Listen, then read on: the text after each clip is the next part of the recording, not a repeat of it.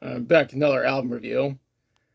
For the next three reviews, I'll be talking about the material from Colonel Les Claypool's Fearless Flying Frog Brigade, aka the Les Claypool Frog Brigade. Well, let's just call them the Frog Brigade for short. This is another one of Les Claypool's side projects.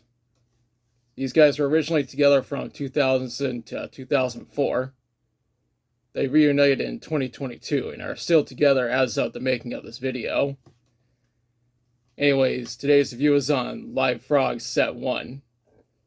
This is from when the lineup consists of Les Claypool on lead vocals and bass, Todd Huth on guitar and vocals, Jay Lane on drums and vocals, Enor Wildboar on guitar and vocals, Jeff Chimenti on keyboard and vocals, and Skerrick on saxophone. The lineup would change down the line. More on that in later episodes. Anyways, this album was recorded by Derek Featherstone and Don Pearson on October 8th and 9th, 2000 at the Grand American Music Hall in San Francisco. Tom Lyon helped out with the recording. The album was produced, mixed, and engineered by Les Claypool at Rancho Relaxo.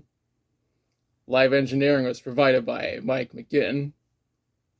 The event crew consisted of Tom Solyan and Nathan Harlow. The album was mastered by Stephen Markison at Markison Mastering. I read that the Frog Brigade took inspiration from Pink Floyd, King Crimson, and Frank Zappa while attempting to blend their styles into one. The band still retains much of Les Claypool's signature style, though. This explains why the band mostly ventured into experimental rock and progressive rock. And now let's talk about the songs. The intro to this album is Thela Hen Ginjet. This is a cover of the song by King Crimson. Oddly enough, this version is more than twice as long as the original version. The next track is Riddles Are Bound Tonight. This is a cover of the song by Sausage, which makes sense because Todd Huth and Jay Lane are both members of Sausage and Primus. After that is Hendershot. The original version was on Highball with the Devil, which I talked about in a previous episode. The version on this album is nearly 3 times longer than the original. The following track is Shattering Song. The original version was made by Sausage, but this version is much longer than the original. What comes next is Running the Gauntlet.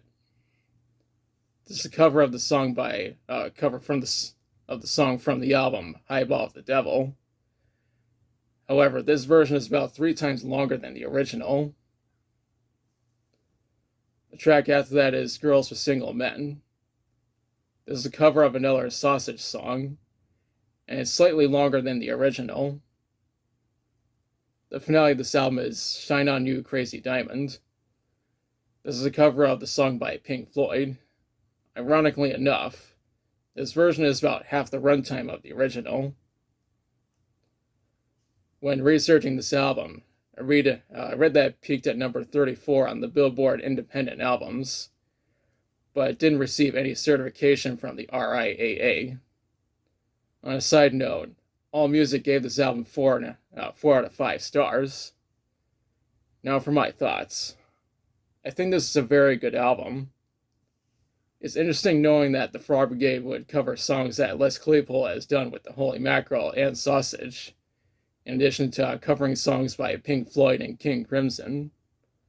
There is a second live album that the Frog Brigade recorded during the same performance. More on that in the next episode. Overall, I recommend this album.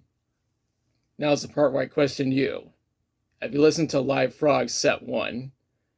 If so, what do you think about it? What's your favorite song from it? Did you attend the concert where this performance took place? Let me know in the comments.